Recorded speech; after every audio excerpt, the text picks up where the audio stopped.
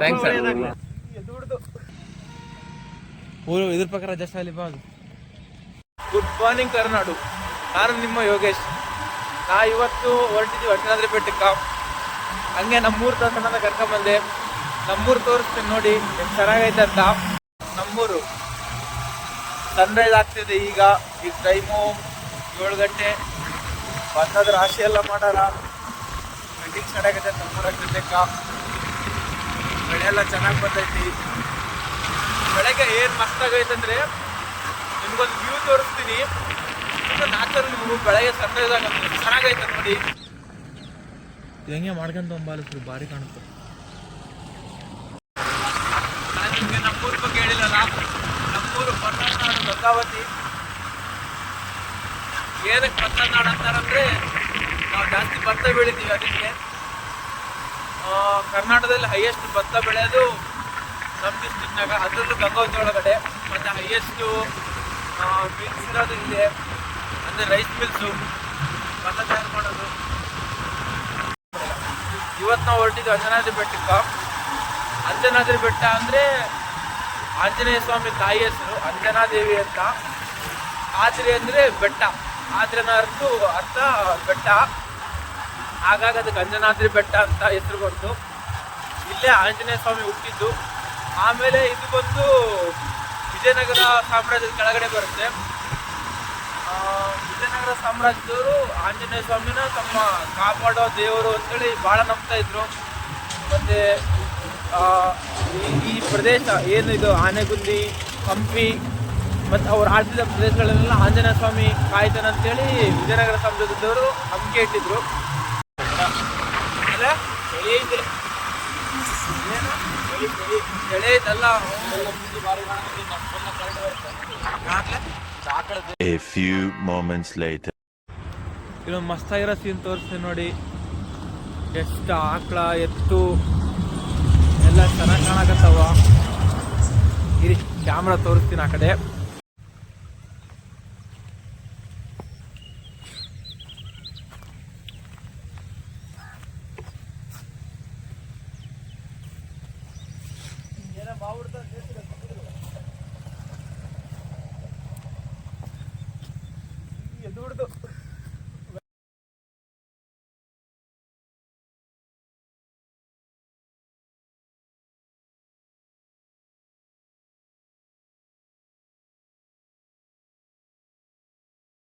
ಅಂಜನಾದ್ರಿ ಬೆಟ್ಟನ ಅಂಜನಾದ್ರಿ ಬೆಟ್ಟದ ಬಗ್ಗೆ ಎಲ್ಲ ಎಕ್ಸ್ಪ್ಲೋರ್ ಮಾಡ್ತೀನಿ ನೀಟಾಗಿ, ಸರಿನಾ?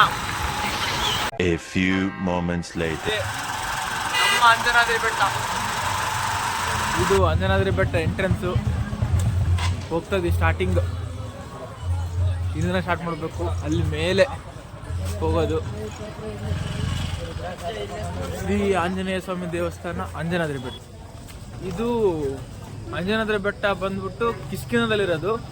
ಕಿಷ್ಕಿಂಧ ಅವಾಗಿನ ಕಾಲದಲ್ಲಿ ವಾನರ ಸಾಮ್ರಾಜ್ಯ ಅಂತಿದ್ರು. ವಾನರು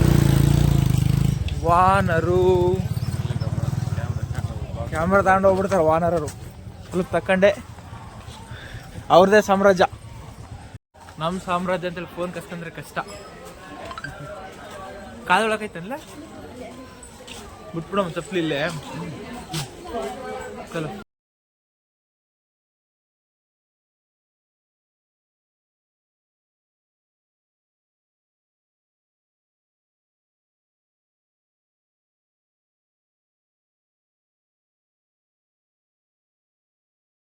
ಇವಾಗ ಬೆಟ್ಟ ಅಂತ ಸ್ಟಾರ್ಟ್ ಮಾಡಿದೀವಿ.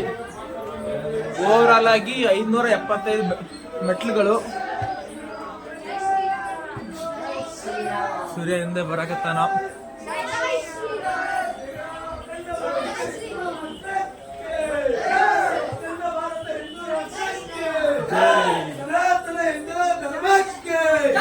ಸನಾತನ ಹಿಂದೂ ಧರ್ಮಕ್ಕೆ ಜೈ ಶ್ರೀರಾಮ್, ಜೈ ಜೈ ಶ್ರೀರಾಮ್, ಜೈ ಜೈ ಶ್ರೀರಾಮ್.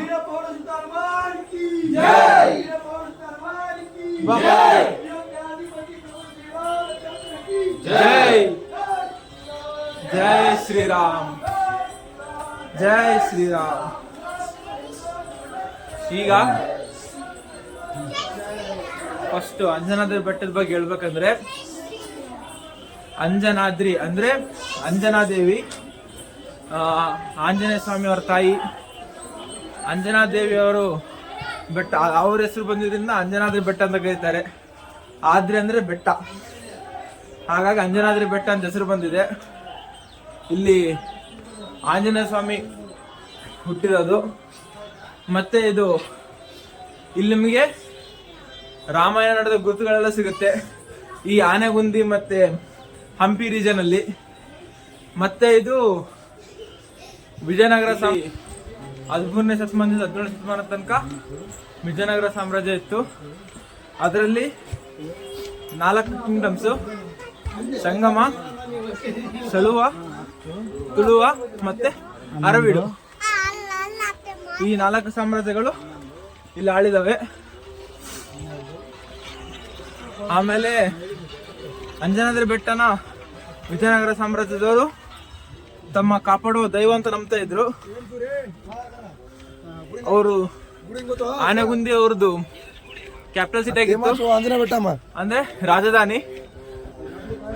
ಇಲ್ಲಿ ತುಂಗಭದ್ರಾ ನದಿ ತೀರದಲ್ಲಿ ಅಂಜನಾದ್ರಿ ಬೆಟ್ಟ ಇರೋದು. ಆಮೇಲೆ ಹಂಪಿ ಕೂಡ ಇಲ್ಲೇ ಬರುತ್ತೆ. ಇದಕ್ಕೆ ನಮ್ಮ ವಿಜಯನಗರ ಸಾಮ್ರಾಜ್ಯಕ್ಕೆ ಜೀವ ನದಿ ಅಂದ್ರೆ ತುಂಗಭದ್ರಾ ನದಿ.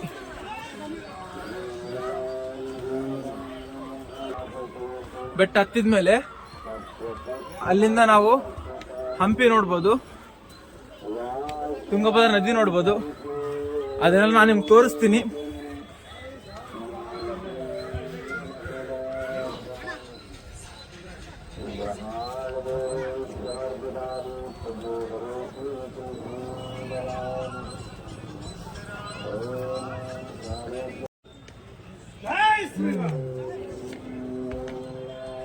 ಫಸ್ಟ್ ಅಂಜನಾದ್ರಿ ಬೆಟ್ಟ ಹತ್ತಿದ್ಮೇಲೆ ಮೇಲೋದ್ಮೇಲೆ ಇನ್ನು ಸ್ವಲ್ಪ ಅಂಜನಾದ್ರಿ ಬಗ್ಗೆ ಎಲ್ಲ ಹೇಳ್ತೀನಿ.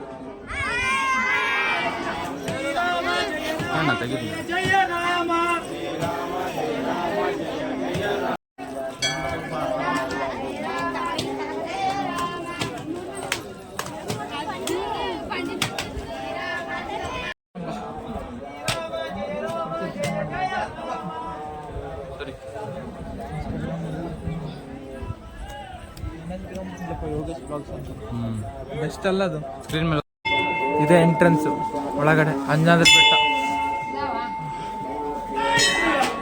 ಬನ್ನಿ ಆಂಜನೇಯ ಸ್ವಾಮಿ ಗರ್ಭಗುಡಿ ಪ್ರದರ್ಶನ.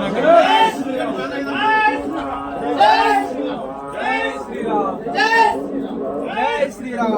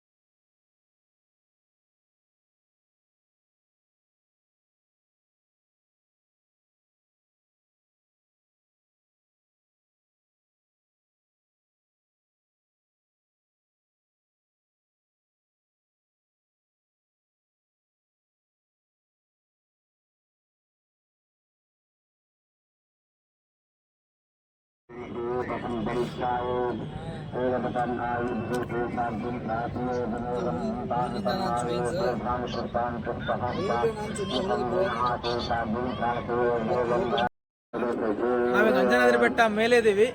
ಇಲ್ಲಿಂದ ನಾನು ನಿಮಗೆ ಫಸ್ಟ್ ಹೇಳ್ದಂಗೆ ಹಂಪಿ ಮತ್ತೆ ತುಂಗಭದ್ರಾ ನದಿ, ಆಮೇಲೆ ಹಳೆ ಹಂಪಿ ಎಲ್ಲ ಕಾಣಿಸುತ್ತೆ, ವಿರೂಪಾಕ್ಷೇಶ್ವರ ಟೆಂಪಲ್ ಕಾಣಿಸುತ್ತೆ. ನಾನು ನಿಮ್ಗೆ ತೋರಿಸ್ತೀನಿ ನೋಡಿ. ಈಗ ಅದು ಹಳೆ ಹಂಪಿ, ಮುಂದೆ ತುಂಗಭದ್ರಾ ನದಿ ಹರಿತಾ ಇದೆ. ಮತ್ತೆ ಅಲ್ಲಿ ನೀವು ಅಲ್ಲೆಲ್ಲ ಹೋದ್ರೆ ನಿಮ್ಗೆ ಹಳೆ ಶಿಲಾಶಾಸನಗಳೆಲ್ಲ ಸಿಗುತ್ತೆ ನಿಮಗೆ. ಅದು ವಿಜಯನಗರ ಸಾಮ್ರಾಜ್ಯ ಆಳಿದ್ದು ಹಳೆ ಹಂಪಿ ಅಂತ. ಈ ಕಡೆ ಟೆಂಪಲ್ ಇದೆ, ವಿಜಯನಗರ ಸಾಮ್ರಾಜ್ಯದ ಆರಾಧ್ಯ ದೈವ. ನಮ್ಮೂರ ಬಗ್ಗೆ ಮೇಲಿಂದ ನೋಡಿ, ವ್ಯೂ ಎಷ್ಟು ಚೆನ್ನಾಗಿದೆ.